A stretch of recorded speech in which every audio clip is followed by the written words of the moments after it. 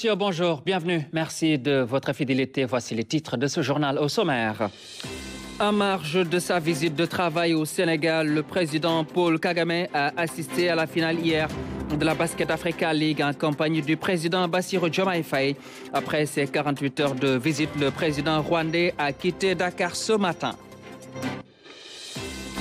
Santé, focus sur les troubles osseux de l'enfant. Le traitement nécessite souvent une intervention chirurgicale. Nous avons été à Albert Royer, à Fan, avec les spécialistes sénégalais qui travaillent avec des étrangers. Des tonnes de petits pélagiques saisis par les douanes sénégalaises au Cap des Biches par les éléments de l'aire marine protégée de Gorée. La saisie, estimée à 100 millions de francs CFA, était en partance pour la sous-région.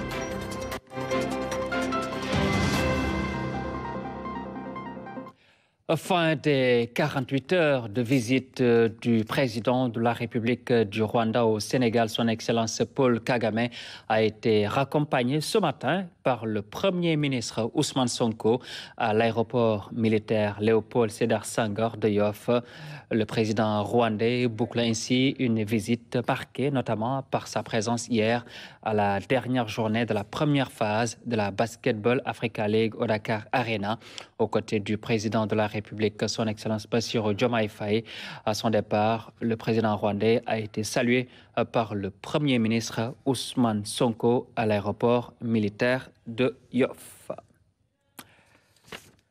En visite de travail au Sénégal, le président Paul Kagame a été reçu ce dimanche par son homologue, le président de la République, son Excellence M. Bassirou Diomaye Faye. Les deux chefs d'État ont réaffirmé leur volonté de renforcer la coopération entre Dakar et Kigali. Autour d'un déjeuner privé, les principaux enjeux bilatéraux ont été abordés. Le compte-rendu avec Aboubakry Kane. Une visite de travail qui vient consolider les liens d'amitié et de coopération entre le Rwanda et le Sénégal. À travers ces entretiens de haut niveau, le président Bassirou Diomaye Faye et son homologue Paul Kagame ont passé en revue les divers aspects de la coopération bilatérale. Les discussions au cours d'un déjeuner privé ont porté notamment sur les moyens de renforcer les échanges commerciaux, économiques et culturels entre Dakar et Kigali. Des échanges qui consacrent, au-delà des enjeux bilatéraux, une parfaite convergence de vues sur des questions régionales et internationales. Au programme également, les deux chefs d'État sont attendus à Diamniadio pour les besoins de la conférence Sahara de la balle, la Basketball Africa League. Voilà, donc c'était la réception hier dans l'après-midi au palais du président rwandais par le président de la République, son Excellence M. Bassirou Diomaye Faye. Et puis, son homologue, le président Bassirou Diomaye Faye et son homologue rwandais Paul Kagame ont assisté à la dernière phase donc, de la Basket Africa League BAL. La rencontre opposait l'AS Douanes du Sénégal et l'APR, Armée patriotique du Rwanda. Un match plaisant et très rythmé sous le regard des supporters de marque que sont les deux chefs d'État. Aboubakry Kane. Le palais des sports de Diamniadio ou Dakar Arena à l'honneur. Des hôtes de marque pour le compte de la dernière journée de la conférence Sahara de la Basketball Africa League. Les présidents Bassirou Diomaye Faye et Paul Kagame sont venus assister au match AS Douanes du Sénégal contre l'armée patriotique rwandaise APR. L'enjeu, c'est la qualification au Final 8 qui se tiendra au Kigali Arena du 24 mai au 1er juin. Un match très rythmé sous l'œil des présidents Diomaye et Kagame, dominé à la fin du premier quart-temps par les Gaboulous, 23 à 18. Des moments de communion avec la jeunesse amoureuse de la balle orange. De retour sur le parquet, l'AS Douanes accentue sa domination et gère tranquillement son avance. À la mi-temps, les Gaboulous tiennent les Rwandais à distance avec 16 points de plus au tableau d'affichage. Au terme d'un match maîtrisé de bout en bout, l'AS Douanes s'impose sur le score de 79 à 54. Le président sénégalais se félicite de cette performance de l'AS Douanes Les douaniers se qualifient ainsi pour les play-offs de la BAL 2024. Voilà donc la présence des deux chefs d'État hier au Dakar Arena. En santé, focus sur les troubles osseux chez l'enfant. Ils sont fréquents et leur traitement nécessite souvent une intervention chirurgicale. Malheureusement, il n'y a pas de chirurgien orthopédiste et pédiatrique au Sénégal. À l'hôpital d'enfants Albert Royer de Fann, les spécialistes comptent sur l'émission des partenaires étrangers pour soigner le maximum d'enfants. On en parle dans la rubrique santé avec Fanta Badji. Une déformation des membres supérieurs et inférieurs chez l'enfant. L'affection est un trouble osseux. La maladie est fréquente au Sénégal. Les déviations axiales des membres inférieurs, les pieds-bos-varius équins, et également les malformations des membres supérieurs, comme les séquelles du plexus, des pathologies du plexus brachial. Les causes des maladies osseuses chez l'enfant sont diverses. La pathologie touche la structure du squelette et freine son développement. Ce sont des malformations qui peuvent être acquises, c'est-à-dire qu'au cours de la vie, l'enfant peut acquérir suite à un traumatisme, fracture ou suite à des infections, des malformations de l'axe du membre, ou bien naître avec. Il y a des pathologies, les enfants naissent avec, on remarque des déviations. Et pour ces pathologies-là, la prise en charge peut être très précoce. Par contre, pour les pathologies acquises, la plupart du temps, soit c'est une fracture qui entraîne ça. Au cours de la guérison, l'enfant présente une déviation anormale du membre qui était fracturé, ou au cours d'une infection qui a été prise en charge tardivement ou de manière inadéquate, ces malformations-là peuvent survenir. Une intervention chirurgicale permet cependant de corriger ces malformations. Mais il faut une prise en charge précoce pour éviter le handicap.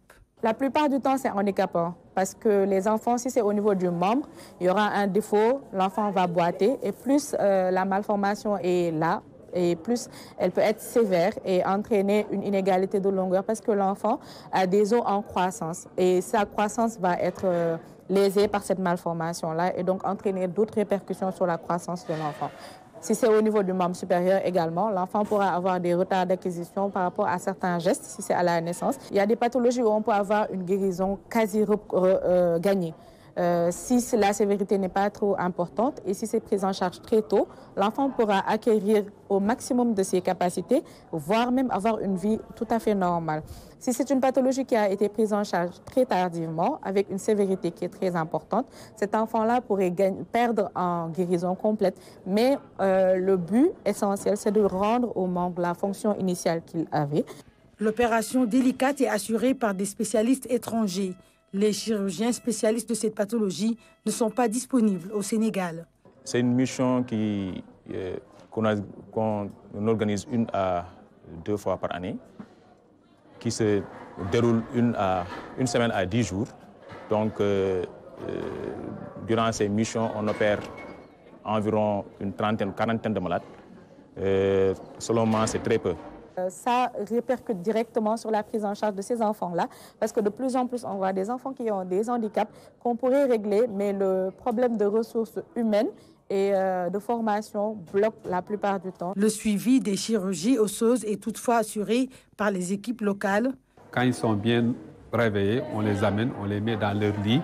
C'est là où on continue les soins, des pansements, des surveillances jusqu'à la sortie du malade. Minimum, c'est 3 jours d'hospitalisation. Les orthopédies, ces genres de missions-là, on n'a pas assez de place pour prendre tous les enfants. Une vingtaine d'enfants que tu dois opérer dans une semaine ou dans les 10 jours, tu es obligé de raccourcir la durée d'hospitalisation. C'est minimum 48 heures ou 112 heures d'hospitalisation. Nous sommes entièrement responsables du suivi de ces patients, ce qui également doit mettre le point sur la nécessité d'être formés localement pour pouvoir assurer non seulement la prise en charge chirurgicale, mais également un bon suivi pour permettre d'avoir un maximum de bons résultats. Les chirurgiens pédiatres invitent les autorités étatiques et universitaires à instituer la filière chirurgie orthopédie pédiatrique pour soigner le maximum d'enfants atteints de ces malformations osseuses. C'est des spécialités qui n'existent pas au Sénégal. Il faut aller ailleurs. Ils peuvent quand même accompagner les jeunes chirurgiens à aller se faire former. Comme ça, ils pourront revenir opérer nos malades et continuer ainsi la formation des jeunes. De nombreux enfants en pleine croissance vivent avec ces malformations osseuses. Tous ne peuvent bénéficier d'une prise en charge adéquate. Le déficit de plateaux techniques adaptés et de spécialistes constitue un réel problème pour eux et leurs familles. Ça mène à présent au Maroc pour le Festival international du cinéma de Khourik. L'événement célèbre le talent et la créativité des cinéastes africains. Et pour cette 24e édition, le thème choisi est le cinéma africain et une esthétique face à son temps. Les réalisations sénégalaises, Le Mouton de Sada, de Pape Bounam Lopi et Bakou de Stéphane Boy sont en lice en compétition. Envoyé spéciaux Massira Faye et Ndeko Madiaye. Pour cette édition, un programme riche a été mis en place. 13 réalisations de 12 pays seront projetées dans la catégorie long métrage. Le Sénégal est bien représenté. C'est l'histoire de Sada, âgé de 9 ans, qui a eu une amitié avec un mouton qu'il a vu grandir, que son père voulait tuer et l'enfant fugue avec l'animal pour le sauver de la mort parce que c'est son ami.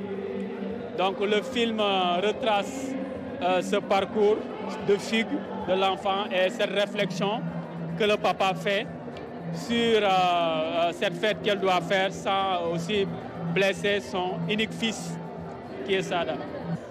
Ça nous fait plaisir de voir les films voyager, de voir les films regardés par le public qui est la cible, et on est content de savoir qu'ici à Khourikba, le film sera vu, et il faut noter que c'est la première marocaine et qu'après Khourikba, le film aussi va être programmé à la Cinémathèque de Tanger. Le cinéma africain a franchi des étapes importantes pour s'imposer au niveau mondial.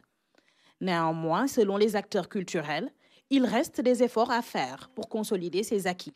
Le parcours que le cinéma africain a eu a été un parcours riche, un parcours fait de talent, de grands cinéastes qui ont été reconnus sur le plan international, à l'image de Youssef Chahine, dont on vient de voir un extrait, Le Destin, à la fin de la présentation, à la fin de l'ouverture du festival. C'est également de grands noms qui ont marqué, que ce soit au Burkina, que ce soit en Afrique du Sud, qui ont quand même marqué les imaginaires pour leur faire comprendre que l'Afrique avait également son mot à dire dans ce concert que procure l'image. Le court-métrage instauré lors de la dernière édition fait maintenant partie intégrante de la compétition. D'ailleurs, 14 films de la catégorie ont été sélectionnés. Les jurys qui vont décerner les prix des compétitions officielles et culturelles ont été présentés. Le Festival international du cinéma africain de Khourikba s'est ouvert ce samedi au Maroc. Comme vous le savez, c'est un rendez-vous incontournable des passionnés du cinéma africain. Le Mali est le pays invité d'honneur. Ce soir, producteurs, réalisateurs, acteurs se sont réunis ici. Nous vous donnons rendez-vous demain pour d'autres actualités.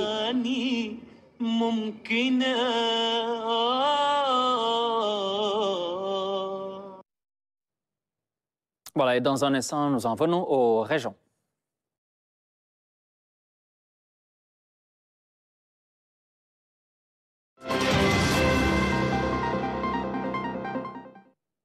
C'est pour parler de la suite de la tournée du ministre de l'Environnement et de la Transition écologique en Casamance. Daouda Ngom est à Agnac aujourd'hui. La première étape de sa visite dans ce village, les populations se relèvent après la crise. Les femmes sont accompagnées par la direction des aires marines protégées, notamment l'exploitation des périmètres maraîchers. Sur place, le ministre a salué cette initiative. Abdoulaye Sinkare. Agnac Petit, dans la commune d'Adéane, une localité autrefois déchirée par la crise casamançaise. C'est de la volonté de restaurer la cohésion sociale qu'est né ce bloc maraîcher avec l'appui du Soforal. Ce périmètre qui a été financé par nos partenaires espagnols, ce bloc maraîcher de Agnac Petit, effectivement a été le lieu où nous avions pu aider les ethnies à se parler et à se réconcilier. En plus, bien entendu, de permettre aux femmes d'avoir beaucoup plus de revenus économiques. Ces femmes peuvent aujourd'hui compter sur l'accompagnement de l'aire marine protégée Kassa Balantokunda à travers le projet AMP Mangrove. Ils sont en train de travailler pour renforcer les capacités des femmes et les former et, pour qu'elles puissent mener des activités génératrices de revenus. Et nous allons renforcer la collaboration, essayer de trouver d'autres partenaires pour agrandir l'activité, pour renforcer ces femmes, pour qu'elles puissent mener d'autres activités. Aider les communautés à devenir autonomes, c'est aussi une façon de préserver les ressources forestières.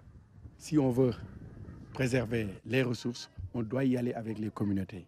Parce que tout ce que nous faisons en matière de protection de l'environnement, nous le faisons aussi pour les communautés. Et le président de la République nous le rappelle souvent, nous devons être un service public au service du public. Donc le fait qu'il y ait cette jonction entre la direction des aires marines communautaires protégées et les communautés, c'est-à-dire les groupements de femmes, ça diminue la pauvreté, ça améliore la sécurité alimentaire et du coup, ça nous permet de préserver les ressources naturelles. Avant d'arriver à Agnac, Daouda Ngom a visité la pépinière de Ziguinchor et le Centre national de formation des techniciens des eaux et forêts à Djibelor. Voilà, merci beaucoup Abdoulaye Sinkare. Le mois de mai marque le début de la saison pluvieuse au Sénégal. C'est le moment des premières précipitations dans la partie méridionale du pays. Dans un Sénégal encore majoritairement agricole, cette saison constitue un véritable espoir dans les campagnes, moins que dans les cités urbaines que menacent les inondations. Hivernage et espoir paysans, c'est une chronique signée Omar Diao.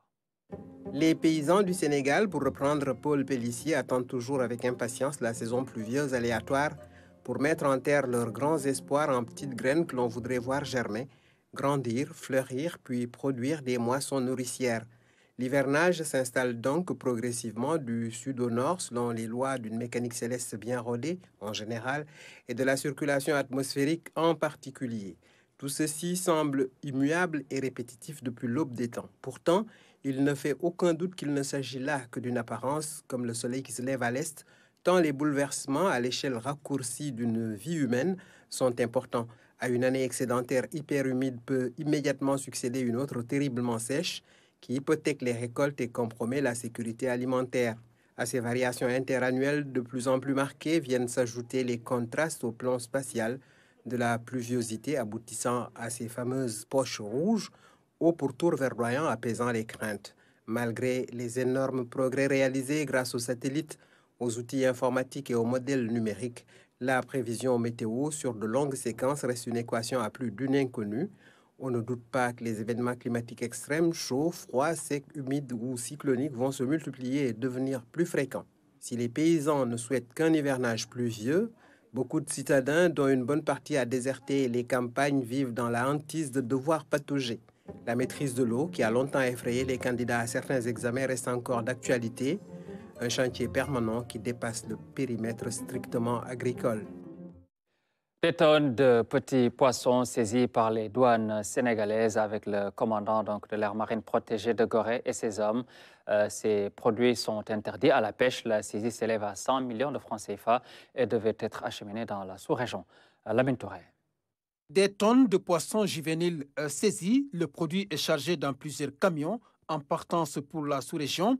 Et c'est au Cap des Biches à Dakar que la filature a porté ses fruits. Ce sont des larves, pas des juvéniles. Et ça fait plus de 90 tonnes, voire 100 tonnes. Parce qu'on avait chargé 2 camions de 15 tonnes, plus beaucoup de produits, comme vous le voyez ici, à terre, et qui devaient être chargés. La prise de ces alvéoles est interdite par le Code de la pêche. Dans l'aire marine protégée de Gorée, cette activité illicite est entretenue par des pêcheurs artisanaux avec la complicité de certains individus, selon l'inspecteur régional des pêches de Dakar. Et c'est l'écosystème marin qui est touché. Aujourd'hui, quand on quantifie ce produit-là en produit frais, ça peut faire plus de 200 tonnes. Et ce sont des produits qui constituent la première chaîne alimentaire. Ça fait arriver les gros poissons qui constituent leur première nourriture et en même temps ces poissons demain vont devenir de gros poissons. Et si tout le monde dit qu'il y a une conjoncture, c'est difficile, on va aller vers ces petits produits-là. Demain, d'ici 1 an, 2 ans, il n'y aura plus de poissons. Une opération qui intervient dans un contexte où l'État du Sénégal a pris des mesures fortes pour assainir le secteur de la pêche. Il y va de notre responsabilité. Ce qui crie dans les réseaux sociaux que les poissons sont revenus, ce n'est pas vrai. Chaque année, dans ces mers du Sud, qui sont des zones frayères et des nurseries, parce que c'est des mers assez calmes, les poissons naissent là-bas et ils grandissent. Si on les attaque et qu'on les décime là-bas, demain, nos ménages n'auront plus de poissons et ça va être extrêmement dur parce que ça remet en question la sécurité alimentaire dans notre pays. Une synergie d'action est préconisée pour endiguer le mal. On va faire des opérations combinées. Ce n'est plus l'affaire unique du service des pêches, ce n'est plus l'affaire unique de l'AMP, ce n'est plus l'affaire unique de la gendarmerie ni la marine, mais désormais, il faut que les gens comprennent, il faut que les acteurs comprennent que de nouvelles mesures sont mises en point et qu'on va faire des opérations mixtes, des coopérations combinées pour éradiquer ce phénomène-là. Cette saisie des alvéoles au Cap des Biches à Dakar renseigne à suffisance que le mal dans l'utilisation abusive de nos ressources halieutiques peut venir de l'intérieur. Nouvel épisode sur notre série sur le moringa, la plante miracle, un allié pour la santé. Elle s'impose dans nos assiettes et rituels de beauté sous forme de feuilles, de graines ou de racines. Elle se déguste en infusion, plats et gâteaux, mais aussi en poudre, en huile ou gélule pour profiter de tous ses bienfaits pour l'organisme. Le moringa sous toutes ses formes, c'est un reportage de Ramatadem. Le moringa, aliment ou médicament? C'est la question que l'on se pose aujourd'hui vu toutes les vertus qu'on lui octroie. Il serait un antidiabétique, il serait efficace contre l'inflammation chronique, contre l'arthrose, contre les maladies cardiaques, l'hypercholestérolémie. Il serait même un médicament contre le cancer. Et la grande question, c'est de savoir, est-ce qu'il y a une base ou une validité scientifique par rapport à toutes ces allégations? Et c'est très simple, la réponse est non.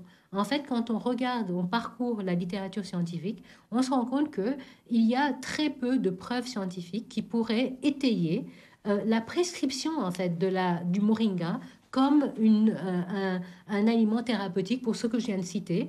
Il y en a très peu. Or, le moringa est utilisé sous plusieurs formes, en gélule, en tisane, en jus et surtout sans modération. Certains diabétiques ont même remplacé leurs médicaments par le moringa, ou alors ont abandonné toute notion d'alimentation équilibrée, de pratique du sport, au profit du moringa, en se disant que ça va faire baisser leur taux de sucre. Et finalement, ces diabétiques-là se retrouvent avec des diabètes très déséquilibrés et avec des complications du diabète. Il est certes riche en vitamines et minéraux. Et on a dit que le moringa était très riche. En fait, c'est une réalité que le moringa est très riche en vitamine C. Je prends cet exemple-là. La vitamine C, qui est évidemment une vitamine qui est très importante, eh bien, il faut savoir qu'à travers le processus de séchage du moringa, déjà une énorme partie de cette vitamine C est perdue. Alors, quand le moringa est en plus traité à la chaleur, que ce soit bouilli ou en infusion, etc., l'autre partie de la vitamine C est probablement perdue aussi. On dit que le moringa est très riche en fer et que même ce serait un excellent complément alimentaire pour ces personnes qui ont une carence en fer. Malheureusement, le fer qui est contenu dans le moringa, d'abord, c'est vrai, au 100 grammes, il y a pas mal de fer, mais le moringa est une feuille qui est très, très légère. Donc, il faudrait vraiment manger des kilos de moringa pour avoir quelques milligrammes de fer. Et ces milligrammes de fer, ce fer-là qui est contenu dans le moringa, c'est du fer qu'on appelle du fer non héminique, c'est-à-dire c'est le fer que le corps absorbe très peu. Donc, encore une fois, le moringa ne serait pas une source de fer significative. Considéré comme une plante miracle, le moringa est utilisé sous toutes ses formes, liquide, solide, en poudre. Des femmes ici s'intéressent d'ailleurs au moringa et créent des recettes à base de cette poudre magique. Maïté, qui utilise beaucoup de produits locaux, s'est lancée dans les biscuits à base de moringa. Farine de mil et moringa, ils ont des propriétés qui vont très bien ensemble. Et même ma clientèle m'a dit que comme goût aussi, c'est agréable, quoi. Mais elle est du même avis que le docteur Bintou Chersek. Il faut y aller avec modération. Le moringa a assez bien fait, mais comme toute chose, parce qu'il est arrivé, bon, pas directement à moi, mais à des connaissances ils ont su le moringa, ça fait du bien, allez hop, moringa, et ils sont finis à l'hôpital. Donc, au lieu de finir par des bienfaits, donc comme toute chose, il ne faut pas abuser, quoi. Fanta, elle, se spécialise dans le jus et le gâteau à base de moringa. Des jus où les feuilles sont bien choisies et mixées pour garder toutes les valeurs nutritives. C'est beaucoup pasteurisé. On évite de pasteuriser le moringa car ça diminue beaucoup ses valeurs nutritives et ça change même la couleur. En fait, je suis une personne de nature un peu curieuse, tout ce qui est culinaire et tout. J'aime tester, j'aime me challenger chaque jour, surtout avec les produits naturels. Tout ce qui est moringa, tout ce qui est chouché, j'aime bien. Le moringa est également utilisé dans la cosmétique. Il aurait des vertus pour les cheveux et la peau. Laure Barry a introduit le moringa dans la fabrication de ses produits capillaires, ses crèmes pour la peau et même dans ses parfums. Mais dans le domaine cosmétique, on utilise spécialement pour son pouvoir pénétrant, très nourrissant. C'est une huile qui n'est pas forcément lourde, elle est pénétrante, mais elle est très nourrissante. Donc, on l'utilise aussi bien pour les produits capillaires que pour les produits corporels, pour les produits visage, etc. Et vous allez voir qu'on a toute une gamme également de produits, aussi bien corporels que senteurs à base de moringa. Et Sherona Koundoul a également dans son laboratoire fabriqué sa poudre de moringa. Il a déshydraté à basse température les feuilles de moringa pendant 10 heures, les a broyées pour en faire une fine et légère poudre qu'il appelle l'or vert, tout simplement pour ses vertus, mais également sa capacité à sublimer ses préparations. Il a fait des biscuits de moringa avec la farine de manioc, un gâteau de moringa avec sa poudre magique qui lui vaut cette magnifique couleur et un smoothie de moringa avec du lait et de la banane sans sucre ajouté. Un vrai délice pour les papilles et un réel plaisir pour les yeux. Produit boo xam ne dañ koy conseiller souvent les personnes diabétiques dañuy gis ne même bu fekkee dañoo utiliser ay aliments yoo xam ne dafa am sucre. Les diabétiques consomment du moringa pour baisser le taux de sucre. C'est pour cela que l'on prépare des pâtisseries et boissons à base de moringa et sans sucre ajouté.